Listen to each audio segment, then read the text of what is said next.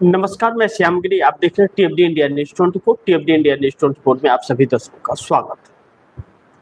लालू परिवार ने सुरक्षा लौटा दी बिहार के अंदर। सम्राट चौधरी की सरकार फंस गई है और सत्तारूढ़ दल और विपक्ष में उलझ गया है मामला। अब नीतीश इस मोर्चे को संभालेंगे जो समस्या उत्पन्न हो गई है, या फिर यूं ही चलता रहेगा बिहार में। लेकिन यह मामला अब बहुत आगे तक निकल रहा है। जिस तरह राउडी देवी आवास को खाली कराने के सम्राट चौधरी सरकार ने एक द्वेष भाव से कार्य किए, यह सवालों के घेरे में है कि एक पूर्व सीएम के साथ जो दुर्व्यवहार हो रहा है वह शायद लोकतंत्र के लिए सही नहीं है। और भारतीय जनता पार्टी की सरकार जहां जहां आती है वहां वहां विपक्ष को दुश्मन समझ लेती है। यह दुर्भाग्यपूर्ण है।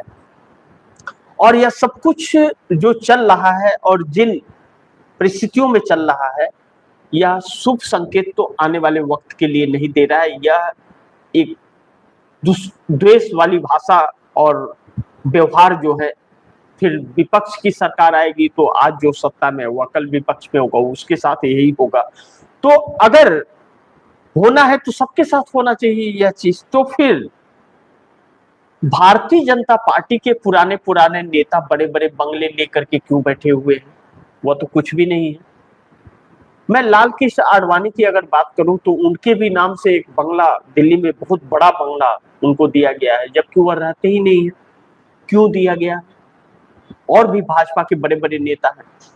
आरएसएस के मोहन भागवत को जेट प्लस से भी बड़ी सुरक्षा दी गई है। क्यों दी गई है? कौन है मोहन भागवत?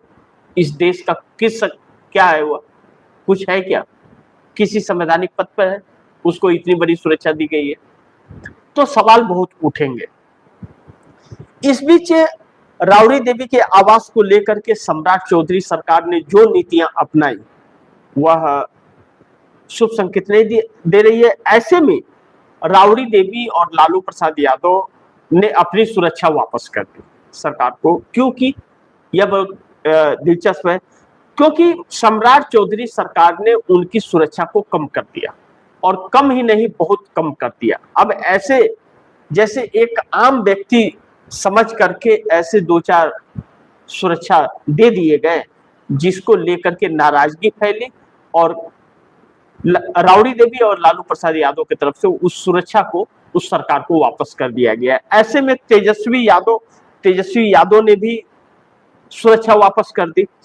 अब कोई भी सुरक्षा नहीं है, राउडी आवास के बाहर कोई सुरक्षा नहीं है, और तेजस्वी यादव के घर पर भी सुरक्षा नहीं है। ऐसे में आरजेडी के सभी नेता अपनी अपनी सुरक्षा व्यवस्था वापस करने के एक मुहिम छेड़ दिए हैं बिहार के अंदर, जो सरकार के लिए लेने के देने पड़ रहे हैं। अब ऐसे में बाकी के लोगों के लिए भी यही बात उठेगी कि बाकी को सुरक्षा क्यों भैया, उनको भी हटाओ। फिर नीतीश को लेकर के भी समस्या उठेगी कि नीतीश तो अब सीएम नहीं है, तो इनकी इतनी सुरक्षा क्यों और इनको बंगला क्यों? हटाओ। जब एक पूर्व सीएम नहीं रह सकता बंगले में, तो दूसरा पूर्व सीएम कैसे रह सकता है?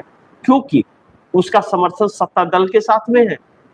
यह मामला बिहार का अंदर फंस रहा है।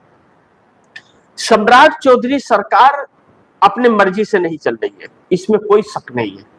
दिल्ली की रिमोट से चल रही है, और नीतीश कुमार इस सरकार को अपने से चलाना चाहते हैं, लेकिन कोशिश भी कर रहे हैं, लेकिन ऐसा हो नहीं पा रहा है। इस वक्त चुनाव में व्यस्त है नीतीश कुमार, अलग अलग नीतियां अपनाई जा रही हैं। वह चुनाव को लेकर के हर कोई अपने बुरा भाग गणित में रहता है,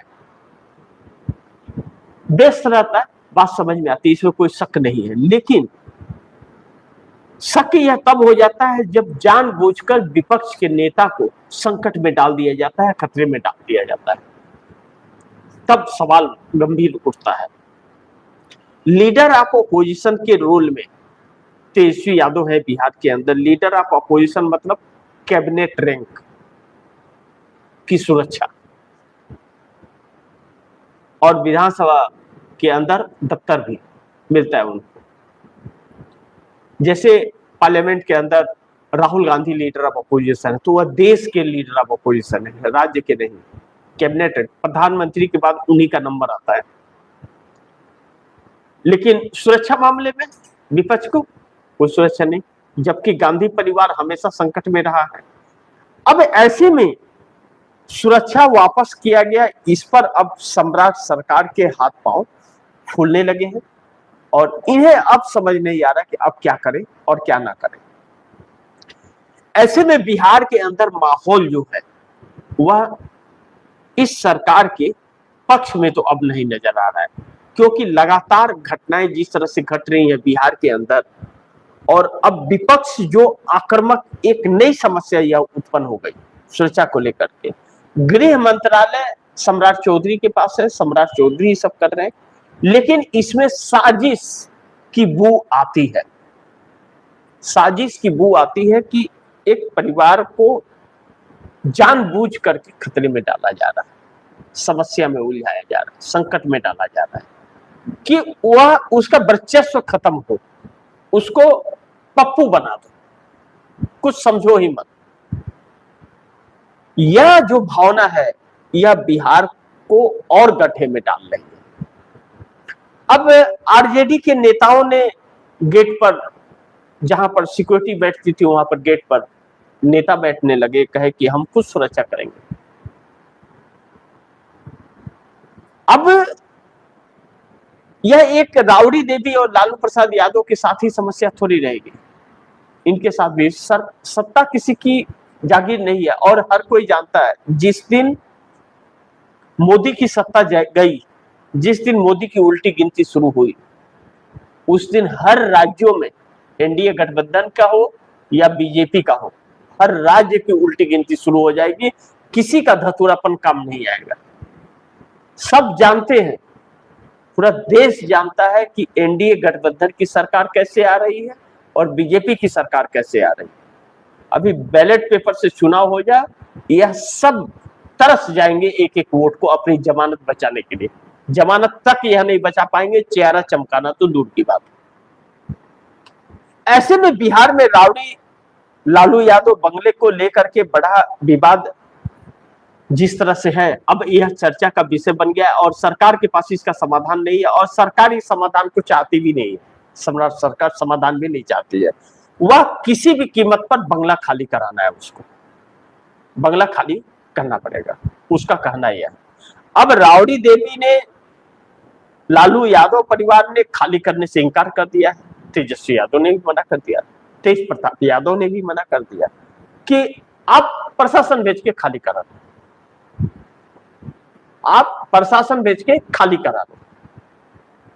लेकिन उस बंगले को खाली कराने के बाद जो समस्या सरकार के पास आएगी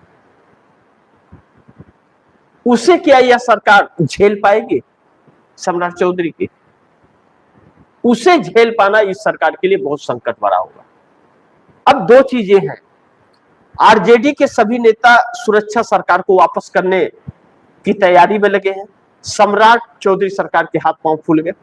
भाई जो विधायक चुन करके आता है उसको आप सुरक्षा देते हो ना, देना आपकी ड्यूटी है, देना पड़ता है, आप दे दो, सब वापस करते हैं, वापस कर दो। तो फिर सभी विधायकों का वापस लो, सभी नेता का वापस लो। खाली घर सभी पूर्व नेताओं का कराना पड़ेगा। अब बिहार में यहां पर पेच फंस गया है कि राबड़ी देवी का आवास खाली कराना, लालू प्रसाद यादव का, सभी वैसे नेताओं का आपको घर खाली कराना पड़ेगा उस रेंज में। यह सम्राट चौधरी झेल पाएंगे? अब नीतीश कुमार इसमें कौन सा मोर्चा संभालेंगे यह तो वक्त बताएगा, लेकिन सम्राट चौधरी के होश तो ठिकाने आ ही गए हैं, इस बात में कोई शक नहीं है। अब आरजेडी इसे एक मुद्दा बना दी, आरजेडी के नेताओं ने। नीतीश कुमार ने इस, यह घर खाली न हो ऐसा आदेश वापस ले लिया था। लेकिन नीतीश कुमार के फैसले को पलटकर सम्राट चौधरी ने फिर अपनी टंगड़ी अड़ा दी कि खाली करो। इससे यह पता चलता है कि कितना दुश्मन की तरह ट्रीट कर रहे हैं सरकार विपक्ष के साथ। इसीलिए कहते हैं पढ़े लिखे और अनपढ़ों में बहुत फर्क होता है। एक ऐसे व्यक्ति को सीएम या पीएम आप बना दोगे जिसे खुद का ज्ञान नहीं कि वह क्या है और कैसी कुर्सी पर बैठा है, तो वह ऐसे ही सब कुछ करेगा। और भारतीय जनता पार्टी ने तो 12 सालों में इतिहास रच दिया है। अब इन सभी चीजों को देखते हुए बिहार के अंदर माहौल बिगड़ गया है और आरजेडी लालू प्रसाद यादव, राबड़ी देवी, चाहे लालू प्रसाद यादव का परिवार, तेजस्वी यादव, तेज प्रताप यादव और आरजेडी के कार्यकर्ता से लेकर के नेता तक हमलावर हो गए। लेकिन सम्राट चौधरी सरकार को जवाब तो देना पड़ेगा। अब सम्राट चौधरी सरकार का दिया हुआ वक्त भी कंप्लीट होने को आ गया। 15 दिन का अल्टीमेटम था और परिवार ने खाली करने से रूम मना कर दिया कि आप प्रशासन भेज के खाली करा लो, और सिक्योरिटी वापस कर दी गई। अब सम्राट चौधरी अपने खुद कुंडी खोल करके जाएंगे खुलवाने के लिए। यह नीचता है सरकार की, और सरकार अपनी नाकामियों को विपक्ष से उलझ करके छिपा रही है, मुद्दों से भटका रही है। एक षड्यंत्र और हो सकता है कि जो अभी चुनाव हो रहा है इस पर, इस एमएलसी में विपक्ष भी की भी एक सीटें हैं, उन सीटों पर भी बीजेपी ने अपने उम्मीदवार खड़े किए हैं। इन सभी में उलझा करके भी वह सीट निकालने के लिए यह सारे षड्यंत्र रचे जा रहे हैं, जो बहुत दुर्भाग्यपूर्ण है।